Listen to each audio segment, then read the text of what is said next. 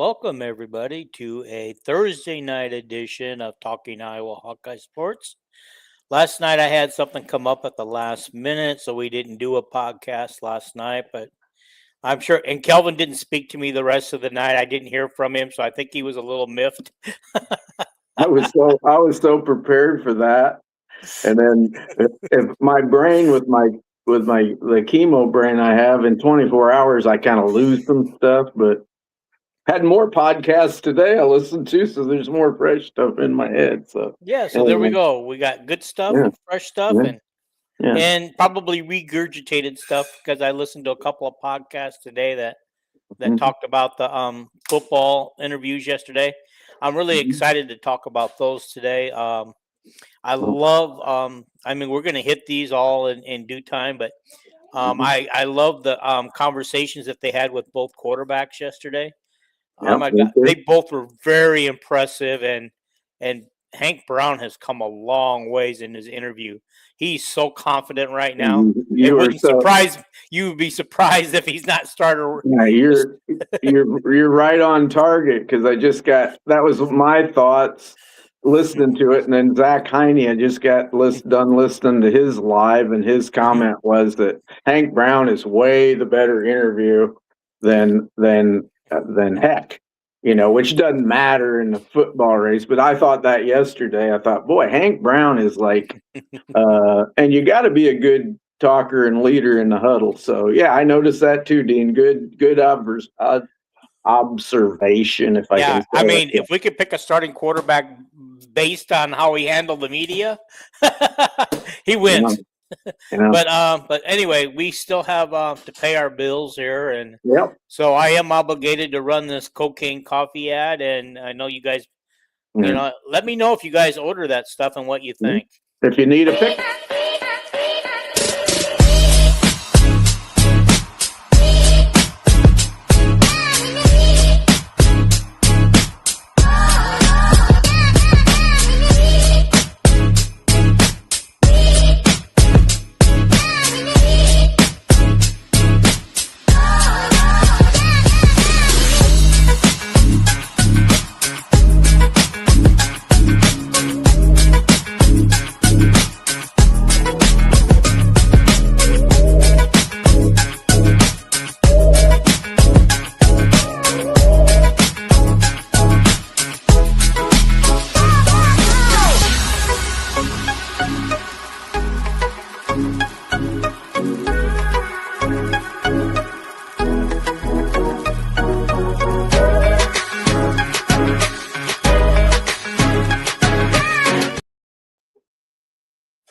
So we are part of the Villains network, whether it's media network or sports network. I'm not sure what we're calling it nowadays, but it's all the same, the Villains.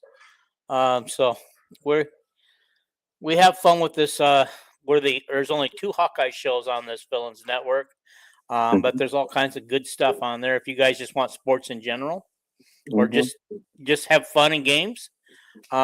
There's just something for everybody on this network. But just to get back to the cocaine coffee, I got that scrolling here. If you go to cocainecoffee.com and put in Villains 15, you can get 15% off of your purchase of coffee. Yeah, if you're a coffee drinker, I hope you try it. Or if you have friends and family that are coffee drinkers, give it a shot for them. So. Yeah. Also, we would like to, not to forget, we did not pick up any additional viewers since Sunday, or subscribers. So please subscribe if you haven't already. Hit that button. It's right there in front of you. There we go. Yep. And then hit the like button. The like button is really important. And then share it with your friends. And by all means, comment. And if you guys would like to join the show live with or without your picture, you can put your voice on there and not your picture if you don't want to. Just click on the link. It's posted right here in front of me, in front of Kelvin. And it's also the very first couple of comments at the very top of the comment sheet. So it should come out pretty good. So come join us, and we could always use an extra voice or two, an extra opinion. Last week, I believe T. Hink joined us on here for a little bit, and that was fun. So, okay. Hey, Dean, Yes. do you mind if I share some 3 or 4 short things right at the beginning to get them out of the way? Yeah, I was going to ask you where you wanted to start because you put this agenda together. So I'm going to let you decide where we go and how we start. Well, I don't have the agenda in front of me, but I wanted to say it over a week ago, but somebody I covered in high school, Lynn Kennedy, who was a very good forward at Iowa, probably played with Ice Edwards. She was from New Jersey, I think. She passed away. She was only 60, I think, 61. And at the time she graduated, she was one of the all-time leading rebounders at Iowa, a 6'1" forward. And that's way too young to pass away. But unfortunately, we lost her last week. She was in that first 3 recruiting classes of Vivian's, 2 or 3 recruiting classes that got us going. Sounds like she was around your age, so I'm surprised you were able to cover how much. Can't be that much younger. Yeah, she's younger than me. I think 60. I'm 64. Okay. And I started doing that right out of high school. Wow. Okay. And it was anyway. Sorry about the bad news. Another bad news today was Mr. Moon, the guy who funded Iowa so well. He gave like $5 million for I don't know if it was is it the north end zone that's been rebuilt? And they I think it's the south end zone. Okay. It's the end zone that Penn State could not make their calls on. Only one of the end zones is full of seats, and it's that one. And anyway, I think he gave $5 million for that. He gave Iowa money, during COVID to help the athletics out, and I'm sure he gave to academics too. But anyway, him and his wife, I should say, fund Kirk Ferentz's salary every year, and I'm sure that will continue on. But he suddenly passed away today. I'd say he's about 69 or 70. Him and his wife. That's pretty young considering I'm 70. Yeah, and I would presume it was like a heart attack or something, but he will be greatly missed, and I would not. I mean, Brad Heinrich spoke up today, and he said there surely will be a patch on the uniform or a sticker on the helmet, this year, because he's the Moon family head coach, right? Or however the official name is. And he gives millions I'm sure he gave millions to Brad Heinrichs, and he was just the nicest guy. He owned the world's largest truck stop. His parents did. And he met his wife at the University of Iowa. She was a dentistry student. She's still alive. His mother passed away probably 10 years ago or so. But anyway, I wanted to mention that. Also, tomorrow, the big deal. It's the bale toss competition, Soul and Beef Days. Cade Pieper back to try to win it for the third, fourth year in a row. And I'd put in a new guy in there to watch out for, the House of Parliament, Hudson Parliament. If he ain't back, I suppose the football players are on campus right now practicing. They take breaks once in a while and go home, every few weeks. Okay, now, if you listen to the interviews yesterday, the coaches are on a break. Yep. The players must be working out on their own then, because one of the players mentioned that the coaches were on a couple of week break right now. Yeah, Coach Lester's on a month break because he's been doing a lot of podcasts. He did another one today. It took an hour. I listened to from 4:30 to 5:30 today, and but I think the weight coaches are still there working and stuff. But anyway, the bale toss is tomorrow. Also breaking news that Miles Davis, a terrific shortstop, is transferring from Oklahoma. He didn't get to play much at Oklahoma. And anyway, he's in that, what do they call that? The North, it's not the Appalachian League. It's that summer league that all colleges are at. The last 2 weeks, he's been like player of the week, batting like 700. And he's a shortstop with 3 years left because everybody has 5 years, right, Dean? Mm. Yep. His name's Miles Davis. And he went someplace to college, and then he transferred to Oklahoma. Didn't get to play enough there. Oklahoma's one hell of a university, you know, for baseball. And now he's coming to Iowa. And then right, we're gonna just catch us up. Tink is on here, and first of all, he says it's the north end zone. He said Brad donated 7 figures to the Swarm. Brad used a lot of his own money, apparently. I know that, but so did Kelvin, Mr. do you Moon. have any idea about Caden Daughtry? Is his name Caden? Well, everybody knows about Caden. You know, that was part of our news when I got to that. Today he scored 42 points. He hit a 3-pointer to put in the overtime. He's a player of the week. He might end up being the #1 recruit in the nation. He started a month ago, number 25, and now he's number 10. And today he hit a 3-pointer and make it go into overtime.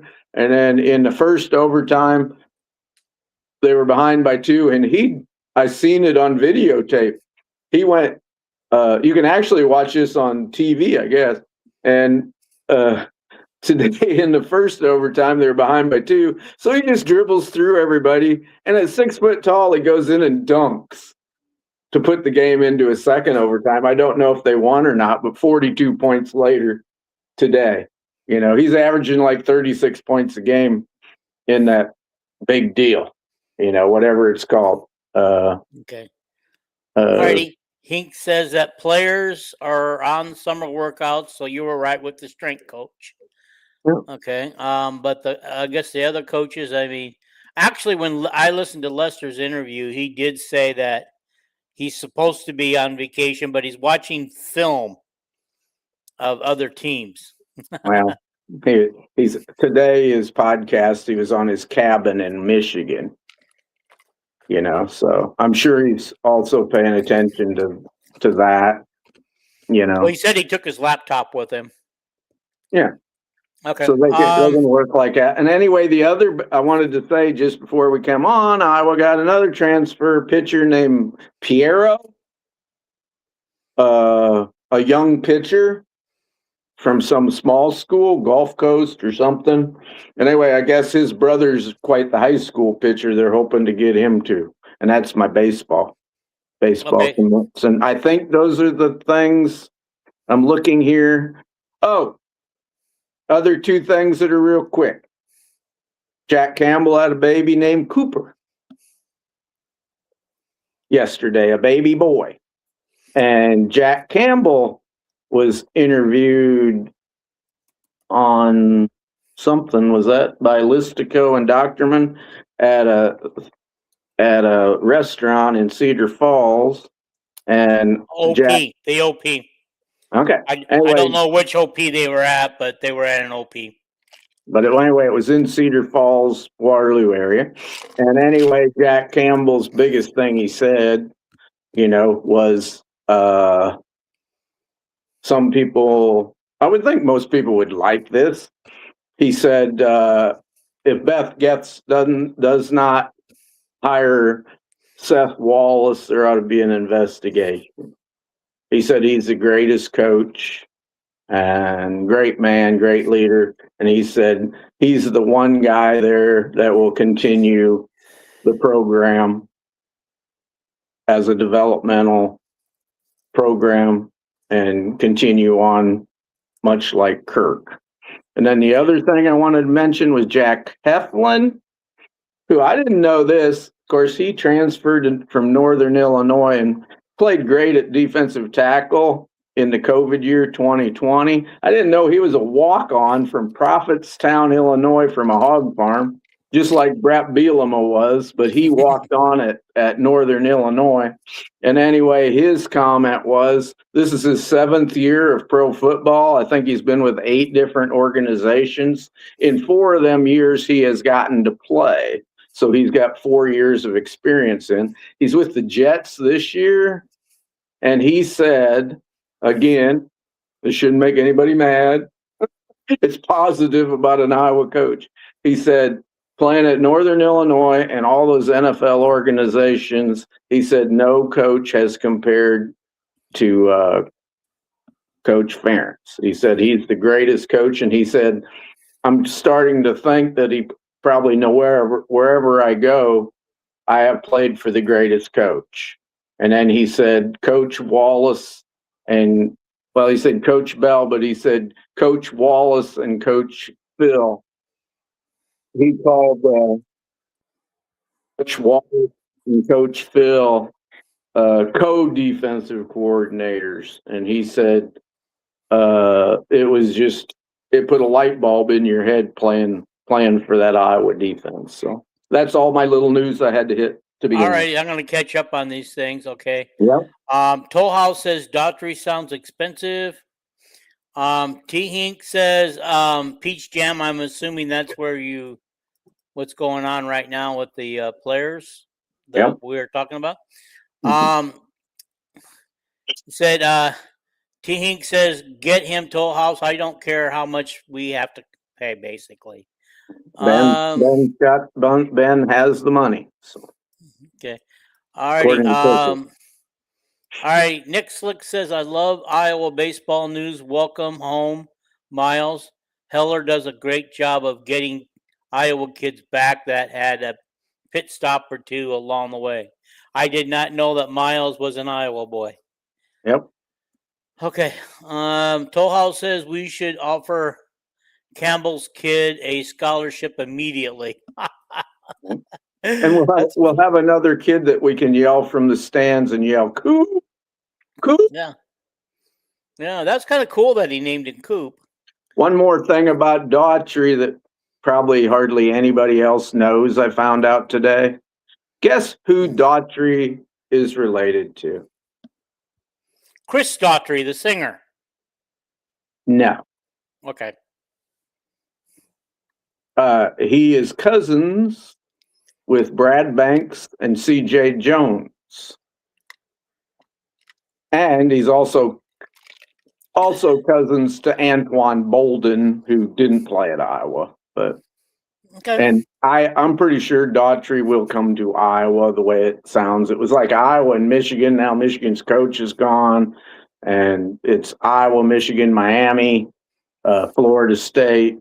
UConn's got another point guard they're recruiting too, but I think he loves Ben McCollum and Bennett Sturts. And he's a better fit for Iowa than anything else. He won't fit at some of those other schools. Okay. I think anybody will fit at Iowa the way McCollum coaches. But. Yeah. Okay. Nick Six says Chad and Doc had the interview with Jack Campbell and Ike Buttiger. I could say it if I didn't have to read his name. Okay. Yeah. At the OP in Cedar Falls. Do you know which OP? Because I used to go to the one on University a lot. There used to be one on the hill, but I don't know if it's still there or not. Spent a lot of time on the hill. Okay. Now we're spending a lot of time over the hill. Yeah. Bob Hoffman I thought it was funny, but yeah. Bob Hoffman says, got tickets to take my son and 2 grandsons to the UNI game, about 300 total. Yeah, I think that's what Jason said. That's about what he spent for the UNI game. He's got he's got tickets for Iowa State, and he bought tickets for Iowa State and Ohio State. But for the Iowa State game, he paid what about you paid for the UNI game. Iowa State was officially a sellout today. Yep. Anyway, he goes, he spent $300 total, wanted to take them to the Iowa State game, but didn't want to spend close to $1,000. how many grandkids were you taking to that game? Because I think Jason spent $180 a piece for the tickets for No. the whole Ohio State game. The Iowa State game cost him like $150 a piece. Okay. Nick Slick says Frank Garza was on Matt Randazzo's show. You probably saw that. Nope. He was very complimentary of Ben and said that they have been playing phone tag but love watching the run to the Elite Eight. They are Hawks for life. Oh yeah. You know when Luca didn't go to the NFL when he could have. I mean, not the NFL, but the NBA when he could have, and came back to play his final year. Man, I thought we had with that and the Murray twins. Oh my gosh, Jordan was still on the team. Man, I thought that team was going to make a run at least to the Sweet 16. Things just didn't work out that way. Alrighty, let me take a look here. I got the agenda here. Let's see what we want to go on to next.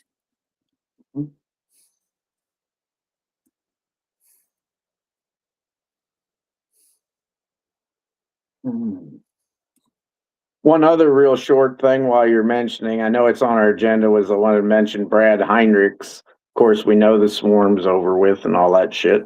But he said on his interview with Washed Up Walk-Ons, which I don't think he ought to say it is, he says, Hank Brown's our starter, like that. And then he goes, none of the coaches have told me that or anything. You know, I thought he shouldn't have said that, but if that's just his opinion. But who said that? Brad Heinrichs. You know, because I know for sure that neither coach has any idea who's starting. You know, no. So. According to everything I've heard, that it may go into the first 3 games before they settle on a quarterback. And now everybody, because Brad said that, you know what everybody's going to say?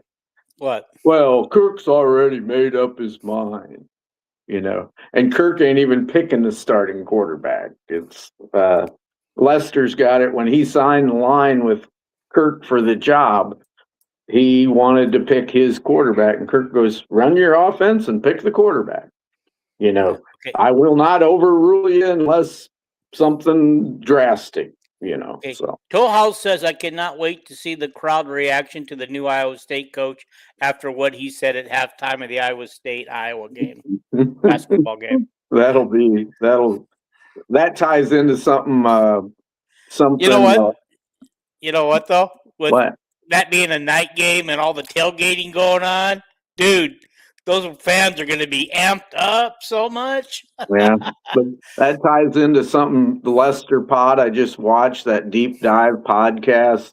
He says I've been here 2 years at Iowa, and every time Kirk Ferentz said in front of the team at the start that he was pissed off at the other coach, he says we have buried that other team, and you know who they're talking about.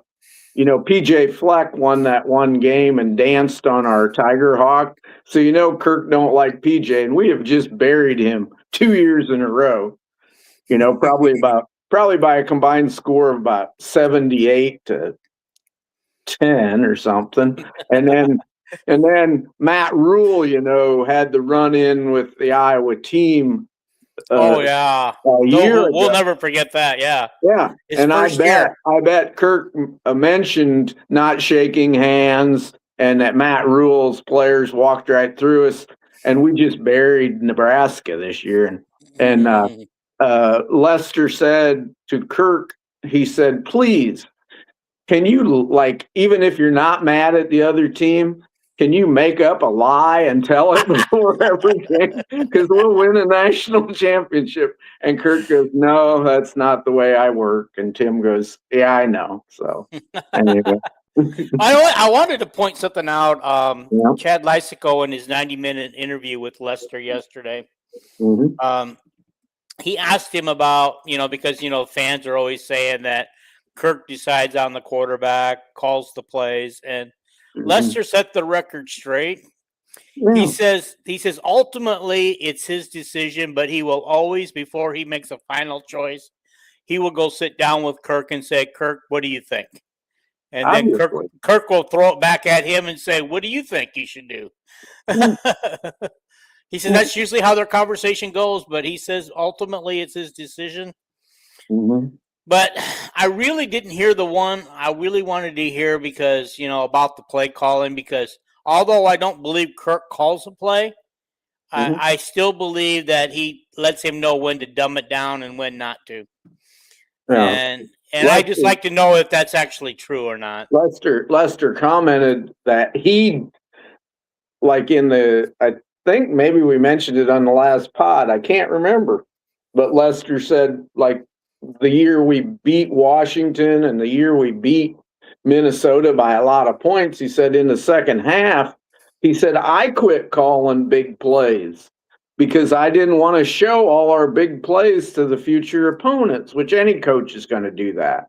Mm-hmm. Yeah, he said, and that's what he said. He says, if you're already up quite a bit, he says there's no point in running, your exotics and your aggressive downfield plays and stuff.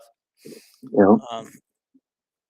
He didn't say exotics. It's just that I'm just a Hayden Fry person, so I got Hayden Fry terminology stuck in. And then he said a year ago up at Minnesota, when they were ahead and they called this goofy pass play, and I think it got picked off or something.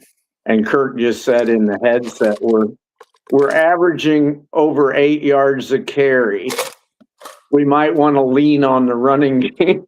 And Lester thought, yeah, it's pretty dumb of me not to keep running the ball. But yeah. Anyway. All right. Nick Slick says Lester doesn't seem like a guy that will roll over for Kirk. I have loved listening to these interviews with him this summer. I would say of all the coaches that get interviewed all summer long in the offseason, he's one of my favorites because he's kind of candid. He doesn't bullshit. He just tells it the way he sees it, and he's got some great stories over the years too. Yeah, but he is a little bit like Brad Heinrich. Sometimes he loose lips. Like today. Today he said something he shouldn't have.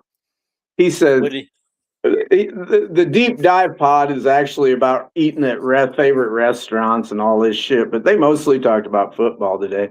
And had Tim Lester on, and he goes, Lester says, we name some of our gadget plays is what he calls them. He calls them gadget plays instead of exotics. He says, our gadget plays, I name them after my favorite restaurants. He said, like last year we ran, you remember the Wigan Pen where Vanderzee threw the ball to Vanami for the touchdown at USC? Yes. To go up 21-3 or 7, whatever. Mm-hmm. And he goes, this year we got a variation off that, and it's called the Flying Tomato. There's a Flying Tomato restaurant. And I thought, why would you tell the opponent that we have a variation off that? Because they got to figure out how to do that variation, how to block it. Well, I know that, but now they got it in their head that if they see the Wigan Pen coming, with that reverse pitch back to Vanders, what did the handoff? The flying tomatoes going to be saucering down the field. I can't remember it, but wasn't it like a direct snap to Wetchen cutting across, and then he pitched it backwards to Vanderzee, and Vanderzee hit Vanami at the cone in the end zone. Yeah. So now when they see that coming, they're going to say, it might not be the Wigan Pen. Wait a minute. I thought that was Vanderzee throwing a touchdown pass to Gronk. Was it to the quarterback? I think it was to Gronk. Okay. He got Your memory's better than me there. I think you're right. So. All righty. Here's some more stuff I want to read. Mm-hmm. Kirk is just happy he can coach the lineman for 10 minutes a week. He got permission from the position coach.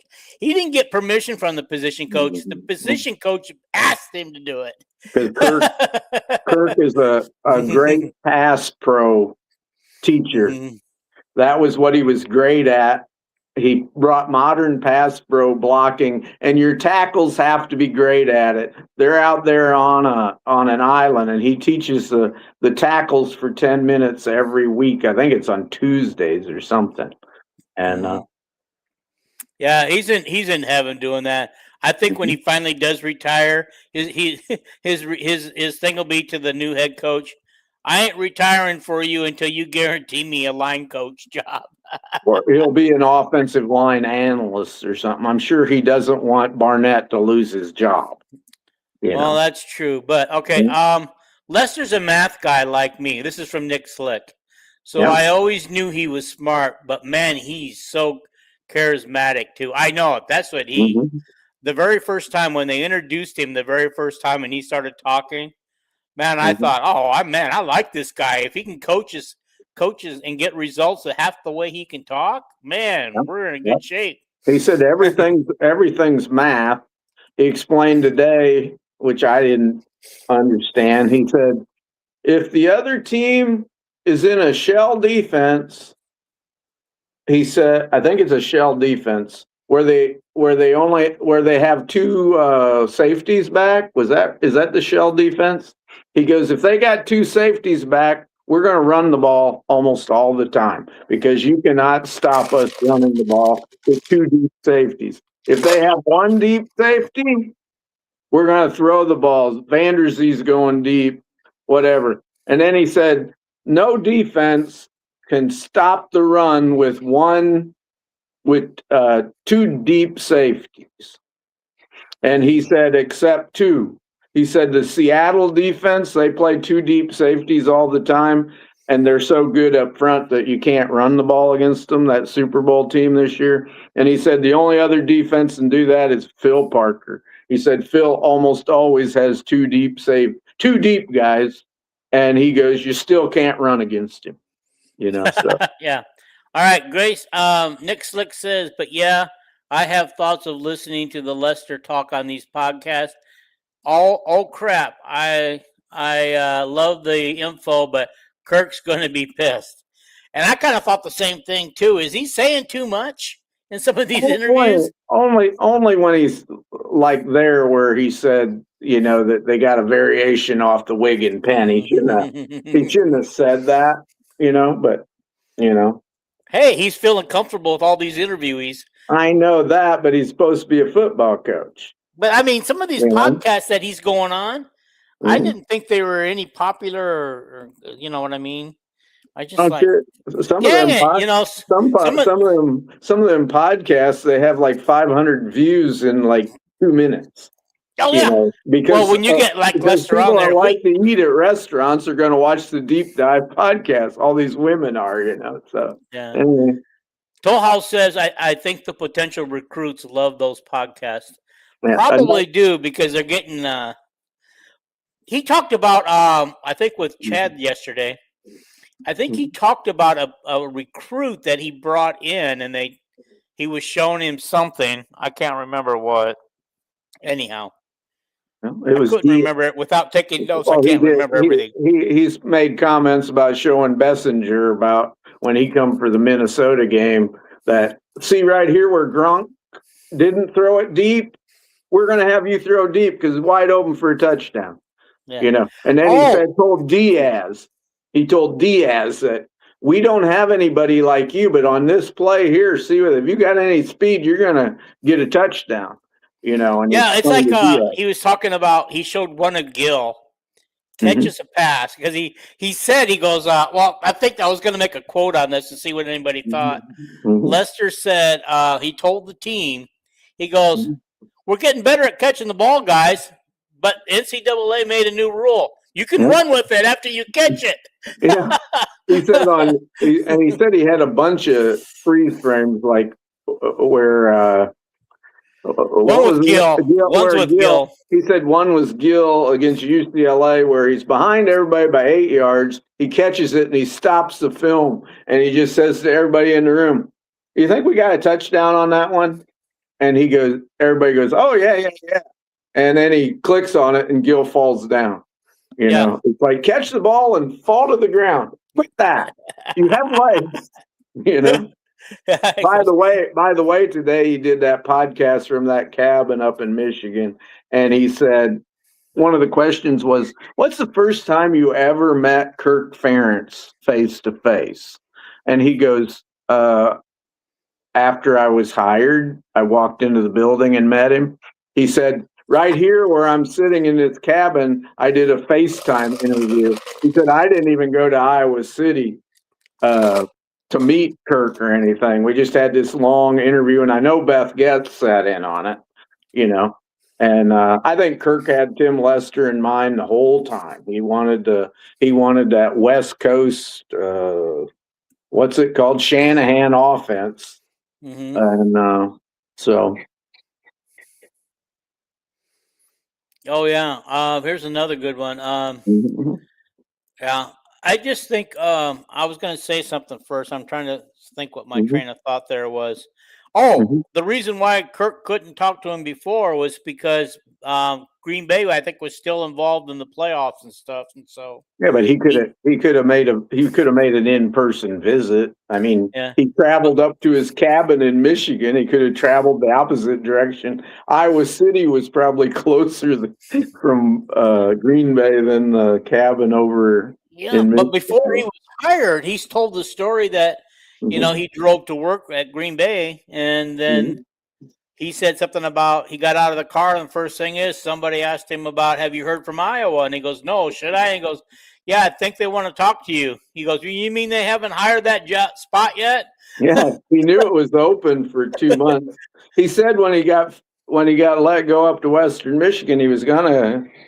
Georgia wanted him to be an analyst, and he decided that Munchen, the famous head coach now, was the Georgia offensive coordinator, and he wanted Tim because they knew each other from Elmhurst, and he said anybody that can win 10 games at Elmhurst, the worst football school in the history of mankind, I want on my staff.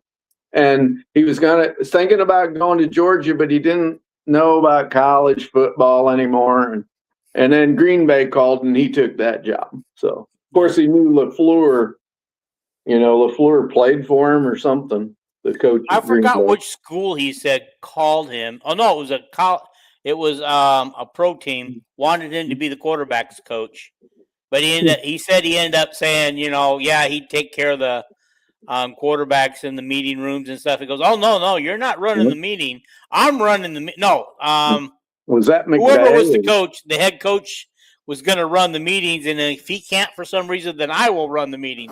He goes, "Well, what am I supposed to do? Just take notes and maybe work on some skills?" Yeah. Was that McVay of the Rams? I don't remember. Yeah, I think it was. Yeah. But I just thought, his stories are so cool. I had no idea. Anyway, and okay, so Toehouse says it's so nice to see the defense is not loading up the box like they did for several years against us. They can't anymore. They're going to get burned when they do. I think they kind of did last year, but because Gronk wasn't doing anything the first half of the year hardly, except at rush. But he got better. We should have listened to people who said that an FCS quarterback would take a little more time to get adjusted to the Big Ten, because Minnesota's took a half a year, and damn near took a half a year for Gronk too, but he was also injured. You got more questions and comments? Yeah, I got one. Nick Slick says Matt LaFleur FaceTime LaFleur. You know who I'm saying. Yeah. Okay. FaceTiming with Lester and sealing the deal with Bessinger and his dad was a great story. Yeah. That was. We covered that a previous podcast. Yeah. Well, I'm sure that a lot of his stuff has become the same because he's doing all these podcasts back to back. And one thing before I forget it today, he made the comment. I think it was Phil or some famous coach told him, if you want to speed up learning football, when you talk to a real expert, listen and do what he says. That way you can skip several steps.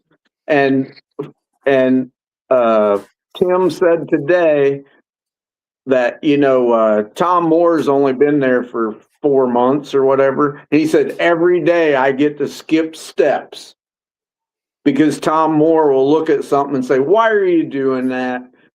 This is, and he says, every time Tom Moore will bring up Peyton Manning, he'll bring up Dallas Clark.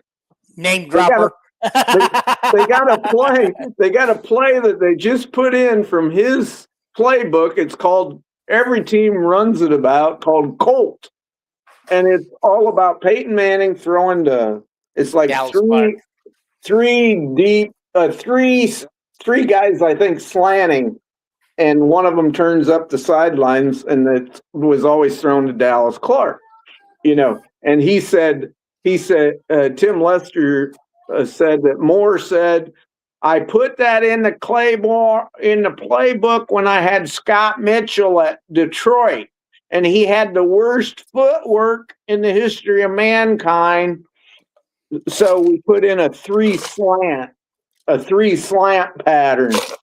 So we could work with his footwork. So anyway, Speaking of footwork, he said I learned so much from Tom Moore in 3 months, and he says he's 87 years old, but he's sharper than anybody else. Well, I think he also mentioned in the interview that last year Hank Brown had one of the worst footworks that he had seen on the team. Yeah, his footwork wasn't good at all.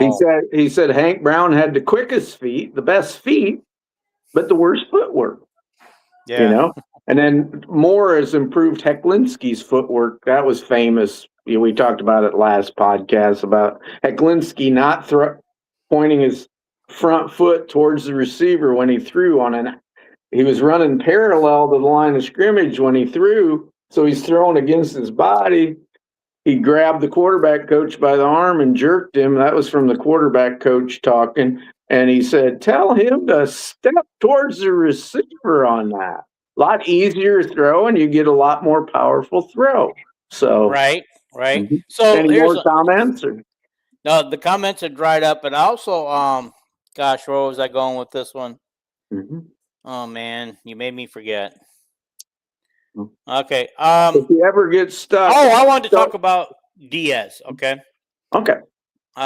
Diaz was also a great interview yesterday. I don't remember a lot of what he said. You might remember. Mm-hmm. But the thing that sticks out about me is that everybody, coaches, players, teammates, are all high on this guy. And I'm taking a wait and see attitude. And I think it sounds like that Lysico and Document are also taking a wait and see, because every year we get these receivers hyped up and they never pan out, Yeah. I remember him saying why he come to Iowa. He said, I had a visit scheduled in Alabama a few days after my visit to Iowa. And he said, I come in, and he said, off the football field was important to me too. And he said, Kirk Ferentz, Tim Lester, and what's his name? Bud Meyer were so honest people talking to me. And he said that Tim Lester sat him down with Budmeyer and told him what he could do. And he just thought, and I think Iowa paid up for Diaz too, because we needed something like him. If Alabama's wanting him, he must have had one heck of a season last year. And he talked about how that I didn't even take my visit to Alabama. So yeah, I mean it. He also Diaz also talked about his first year at the school they had was the first year they had football, and all they did was practice and scrimmage against each other, and no game. They asked him how hard that was with no game. Mm-hmm. Mm-hmm. Yeah. Cy-Hawk C-Money. Good to see you, Cy-Hawk C-Money. Been a while since we've seen you on here. Mm-hmm. Everyone talking about Diaz. Don't jinx it. I don't know. Everybody's talking about Caden Daughtry and Diaz. So anyway. Yeah, that sounds fun. Daughtry's the highest rated recruit that we are so close to getting. He's coming in for the Iowa State game. So is Matt Bowen's boy, by the way. Lester in his podcast today, he said, from Little League till the 8th grade, I played baseball with Matt Bowen, which is new information. But Caden Daughtry is like, this takes me way back. Like when I was losing sleep at night, wondering if we were getting Terry Cummings, Doc Rivers, Isaiah Thomas, Deion Thomas, Ray Thompson, guys like that were at the top. They were at the top. Russell Cross, they were at the top 10 recruits in the nation, some of them higher than that. That's where Daughtry is, so maybe I'll start losing some sleep again, Yeah. Okay. Some of out of the football interviews yesterday, is there anything else you want to highlight on the ones that they talked to? It's like if you mentioned each guy, there wasn't a lot. Like you came in with the great observation about how good Brant Brown's interview was so much better than much more meticulous, longer answers, more professional than Hecklinski, which doesn't mean anything, but I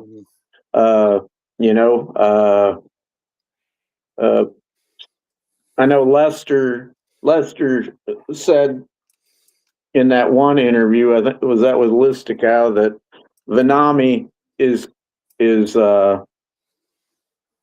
Clark all over again as far as the way he runs with the ball and he runs his patterns, and then he said he blocks like Hawkinson, so that's about as good, because Vanami needed to improve his blocking. Who else was interviewed? Vanderzee and stuff. I think LJ Phillips might have been. Yeah, but there wasn't a lot of like big takeaways. Yeah. You don't get a lot of big takeaways unless they tell you some interesting story from players. Hecklinski was interviewed, and Brown and Merriweather. Okay. All right. Cyhawk C Money says we need some breakaway touchdowns from the receivers or running backs this year. Yeah. That's the one thing we missed last year. We missed Johnson so much last year. Lester in his pod today said he's a numbers guy like Donnie Patterson. He talked about Donnie Patterson only comes to practice about once every 2 weeks, and he might turn in some analytics once a month for the most part. But Lester said he did analytics at Elmhurst himself. He's big on math, just like Patterson. And he said, the number one analytical thing, he said, what do you think the number one analytical thing is that almost guarantees you to win? He said, turnovers are big, but the team that wins the turnover battle wins about 79, 85% of the time. But he said, there's one that's 98% of the time. It's yards per completion. If you have a passing game, it doesn't matter if you're completing 70%. It's better to complete 60% and have some big ones in there. Yeah. He said that kills another team. All righty. All right. McNeil and Moulton need some breakaway touchdowns this year. Helinski taming it down. Let's see. What? Yeah, I'll get to it. I messed up. Taming it down with a bit with risky throws, ? Hopefully doesn't lose that killer instinct. A balance is good. We need hang on, I'm not done yet. Yeah. Skyhawk C Money says need super explosive plays this year. I would agree that we need more explosive plays than we're accustomed to having. Yeah. Somebody made a dumb comment on a podcast today, and I commented down below. They said Kirk always picks the quarterback that's safe. And I go, that is totally wrong. I said Kirk would have never switched to Ricky Stanzi, Mr. Pick Six. He would have never switched to the crazy Drew Tate I mean, he was like almost uncontrollable as a quarterback. And I said he'd have never picked Beathard over Rudock. Rudock was this robotic quarterback that always checked down and threw the right place. But Kirk has said, I want the leader in there, the guy that makes things happen. So I don't think that I think Kirk thinks that Hecklinski, that's a positive that he is. Kirk just wants the ball to move down the field and to beat the other team, Yep. So I believe that's what he said. He says the idea is to move the ball down the field and score. When you run out of comments, Dean, which I know you won't, tonight's pretty busy, but start putting up them 5 pictures when you're ready. So okay, alrighty. Stanzi pick 6s versus Indiana. Okay, alrighty. His first game against Pittsburgh was awful. Yeah. They put him in there, and I think it was 3 interceptions. I think we lost, but anyway. Okay, I'm gonna put the first picture up. What is it? I believe this one is the guy shaking hands with. Yeah, that's the guy that left the program this week, Terrence Smith, who was fairly highly recruited out of I think Aurora, Illinois, and his name's Terrence Smith, and he just ran into trouble at college. He was a really good basketball player, could have went and played basketball, and I think he was from Aurora, Illinois, and he was our only scholarship freshman last year, and he just didn't impress the coaches in practice. He kind of lacked physicality, kind of played like a basketball player, and he didn't handle anything at college well. Social life, academics. Most people are saying academics is one of the reasons that he's gone, but he also was like not in the top 9 wide receivers as far as being impressive in practice. But he was a good athlete. Some people said, I think he'll end up at Texas Western or Iowa Western this year, junior college or something. I don't know, but he just had trouble adapting to college life academically, the physicalness on the football field and everything. He's a very fluid, like a basketball player. And anyway, so he is no longer on the team. I suppose it's possible, to come back, but I would doubt it because we got way better young. We got some walk-ons that were ahead of him, that were freshmen and sophomores. So. Cyhawk says, I'm grilling brats tonight and listening to Hawkeye football talk and drinking a cold beer. Don't get any better than this. Go Hawks. I agree. By the way, guys, before I put up the next picture, okay, hang on for a second. Maybe T. Smith can take the Sean Green route. There you go. I was just thinking that when he mentioned that, could he come back? Because, Sean Green left the team, and he came back. What? Okay. Yep. Also, okay, so what was I? Oh, I just want to say, guys, if you go to scroll to the very top, or if you want to click on that link right there underneath of us, you guys can come on this show. You do not have to show your face if you don't want to. No. So that's fine. You can keep your face faceless if you want to come in and talk a little bit about a certain subject, and we'll discuss with you. So I just want to put that up there. But the next thing is next picture. Next picture. This is the Harper Winter. Is that her name? Harper. Yep. She visited Iowa as a freshman last year. She's from Kansas, I believe. Maybe it's Overland Park or it's someplace down there. Anyway, she was like a sensation as a freshman. She's like a point guard, off guard.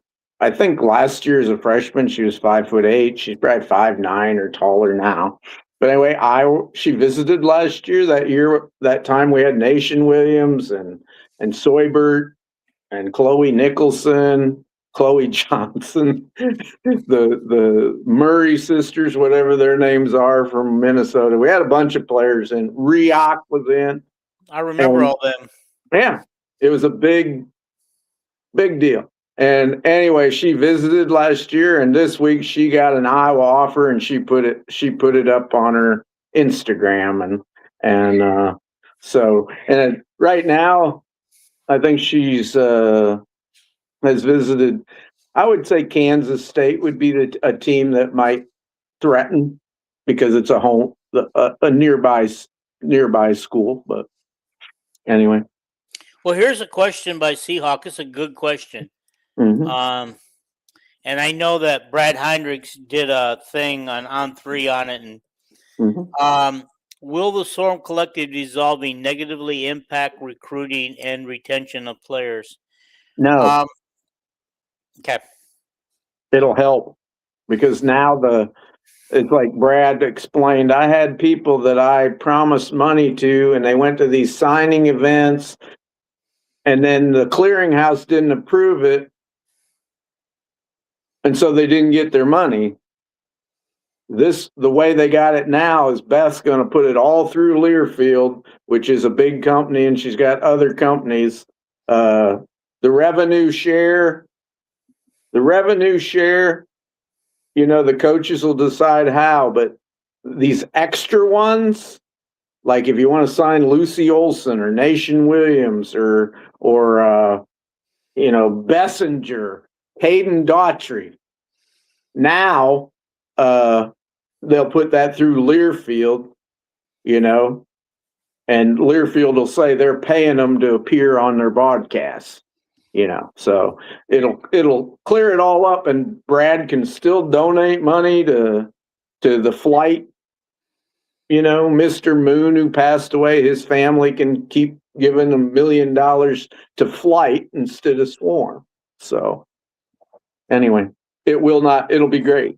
What's your next picture? Okay, this is the incoming freshmen reporting in their current weights and stuff. Yep, the first one's Traden. Is his name Traden Bessinger? Yeah. 6'5", if I remember right, 213, which. Yep. I like that he's went from 198 or 190 or whatever to 213. So, and Lester commented on him the other day that terrible footwork. No, it was Brant Brown or Hank Brown. He said, "Yeah, we talked about that already." Yeah, terrible footwork. But a superior arm. He didn't need to have good footwork or fundamentals playing high school football.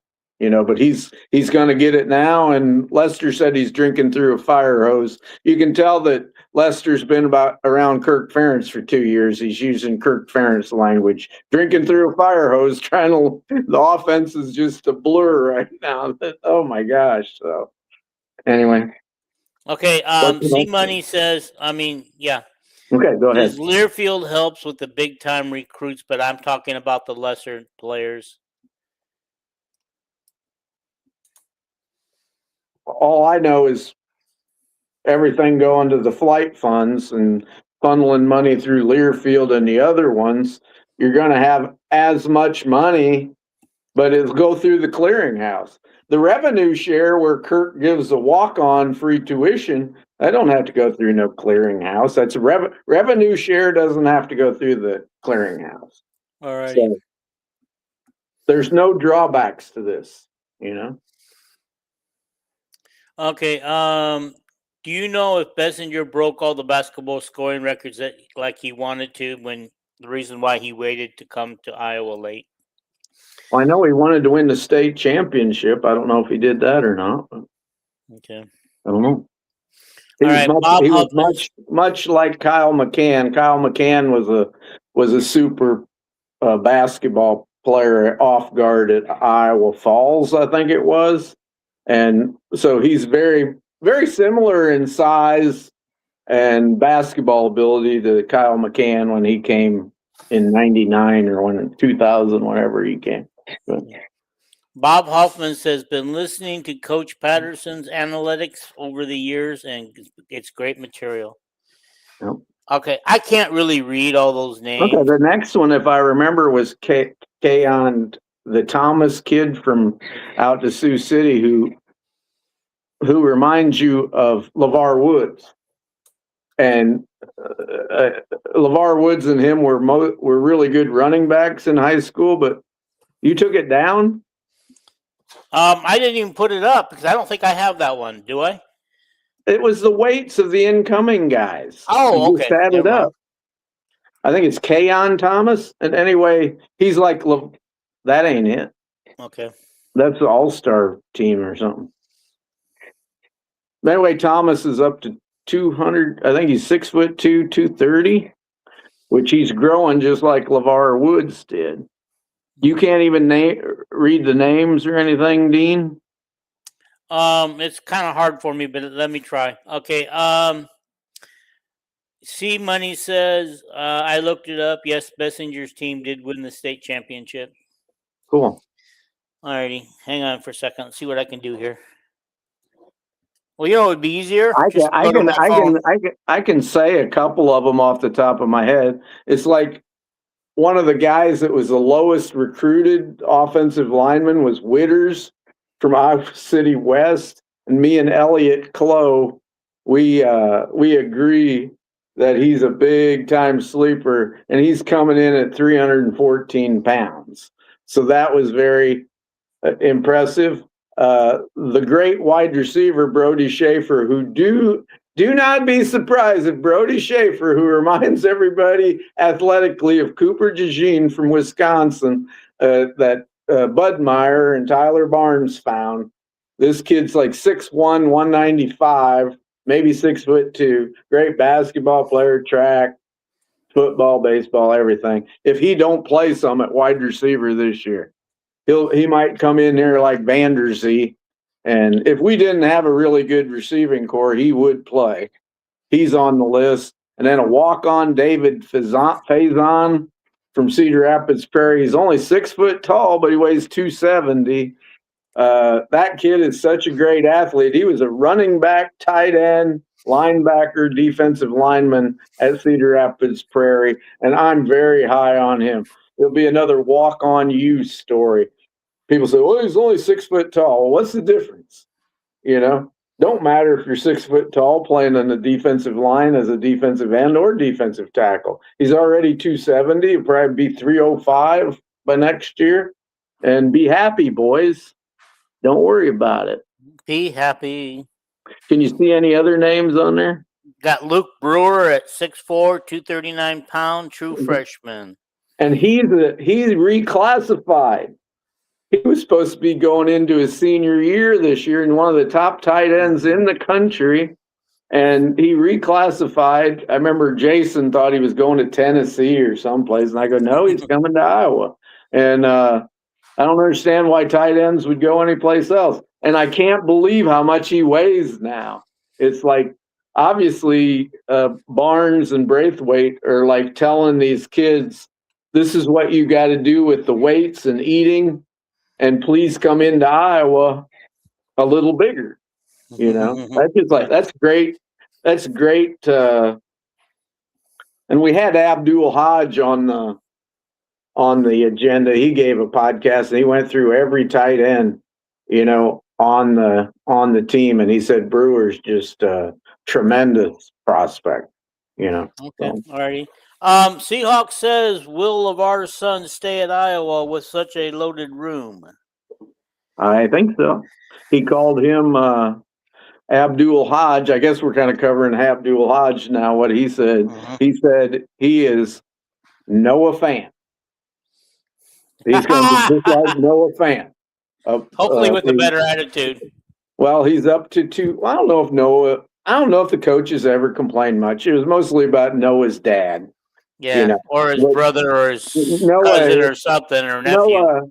Noah, he said he's just like Noah because Noah came out of the Omaha area. He was a 3-star defensive end. And when he come to Iowa, the Nebraska coaches said, we didn't even want him. He ain't going to be no good. He's first-round draft pick. He come in at 190 pounds, and he left Iowa at 247. And Mason Woods come into Iowa, and he's probably going to be like his dad. LeVar came in at 6'1", ended up being 6'4". You know, I won't be surprised if Mason ends up 6'3", 6'2" now. He come in at 190. Now he weighs 230. You know, that sounds just like Noah Fant, you know? Yeah. And and like LeVar, I don't think LeVar wants him at Michigan State. He said when he left, he said, my kids have to go make their own way. You know, he said his daughter went someplace way in the South to play volleyball. And he said that was the best thing for her, to get away from family, you know, and become independent. So I bet you Mason stays at Iowa. Of course, the tight end room is packed. So Yeah. anybody else on that list? You got more comments? What? Okay. Well, you talked about Colin Withers already at 329. Okay. How about wide receiver Isaiah Alava? That's Dean's boy. Mm-hmm. And he was always put together good. You know, I think 5'11", 199. Yeah. And he runs like a 4.55 40, something like that. Real good long jumper and stuff. And basketball player, of course, not as good as his dad at basketball, but another walk-on for Walk On You. Yeah. So. Did you talk about Noah Daniel and Eli Campman? Both are D-backs. No, I didn't. Campman is, of course, Aaron Campman's boy. I thought he'd be a linebacker, but they have him at safety. Is he like 6'2", 190 or something? Yes. Yeah. And then Daniels. Daniels is 6 foot 197. I can't remember if Daniels is a safety or wide receiver. Another walk-on who's a very good athlete. He's listed as a defensive back here, so we don't know. Safety then. Okay, how about linebacker Brayton Alford? Yep, he's a walk-on that came in late, and he's a linebacker. And is he like 6'2", 210 or? He is 6 foot even, 211. So you were close on the weight. Yeah. Okay, that's it. That's all the freshmen we have. Okay. Next comment or picture, whatever you want to put up, Dean. Let's see what this one was. Wait a minute, that one's removed. Okay. What's this one? Oh, do you want to get into this? The Fever All-Star viewing? Yeah. I guess the top two vote getters were Paige and Caitlin, so neither one were picked. It was just like a coin flip, which one went on what team. Right. You know? And then they started picking, and thank God Caitlin's team had the next pick. Then we got Asia Wilson. And holy shit. Yeah. The best player in the world. And then they got Asia Wilson's teammate, that real good forward that has all the assists, rebounds, and points.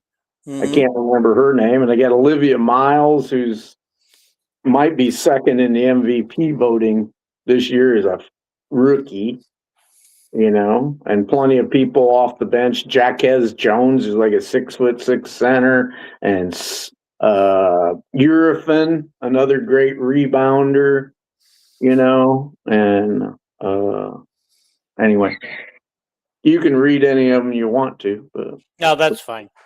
I don't want to struggle. I don't want to struggle that way.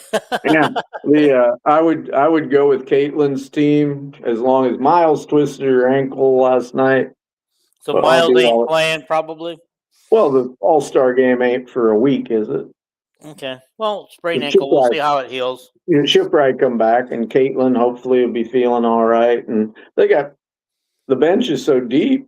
The WNBA's got a lot of good players on both teams, you know, so somebody's a little nicked up or something, you got plenty of people. I think Alyssa Tom. No, I think is her name Gray. That's the point guard for Vegas. I think she's a backup to Caitlin, and so on and so forth. I'm not sure. But. Yeah, I'm starting to lose it with my leg here.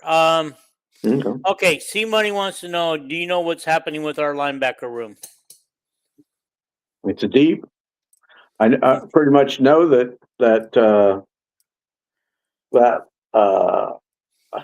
we always have trouble with his name. We know Montgomery's starting in the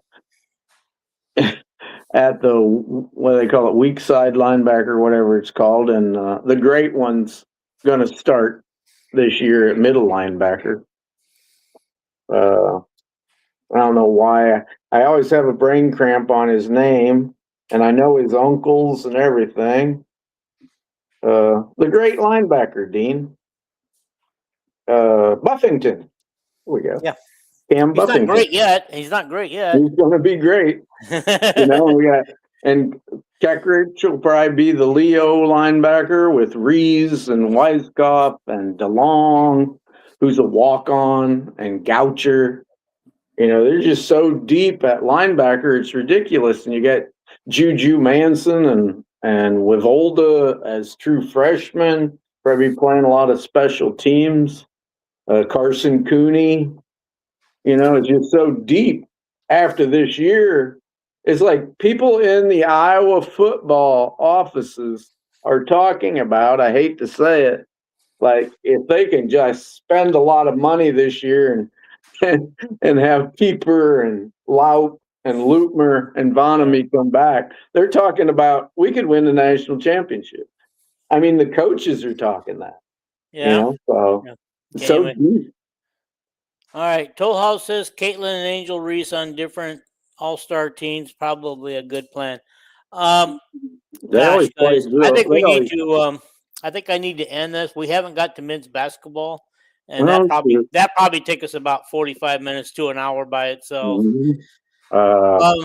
Maybe we can do that on Sunday. We can start off with that. I know it'd be old news by then. Kate, But right now I can't handle it any longer. Caitlin and Reese always play good together. You know, as far as that goes, that comment. Yeah. Okay. Another comment. Toll House. I really love women's softball. I hope Iowa gets some good recruits and has a better season. Hey, Toll House, did you see the interview we did with the head coach a few weeks ago?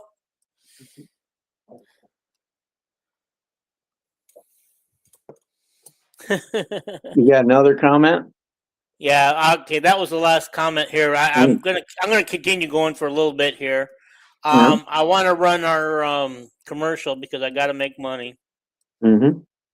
So I'm going to do that right now. So guys, get ready for your cocaine coffee. Yeah, maybe you walk.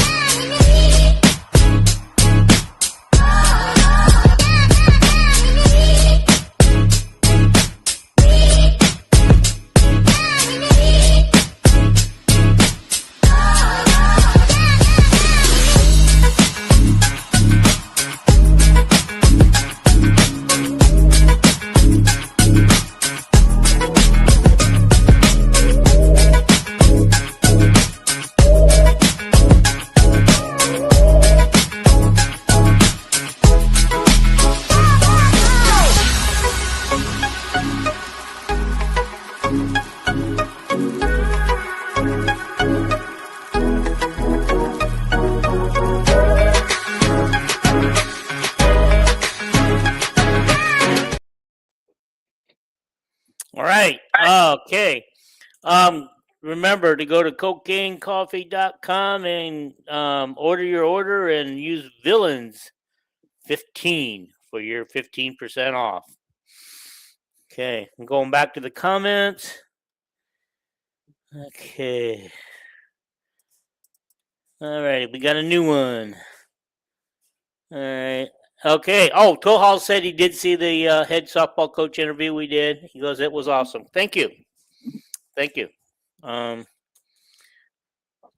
Didn't go quite the way I wanted it to, but it still worked. It still worked. And she might come back. And she might come back. And then we can ask her the way we wanted to talk to her. Well, whatever. It was fine, Dean. So. It was fine. I know. I just I had an agenda and series of questions, and I let Jason take over, and never got back to where I wanted it to. Well, Okay, it was fine.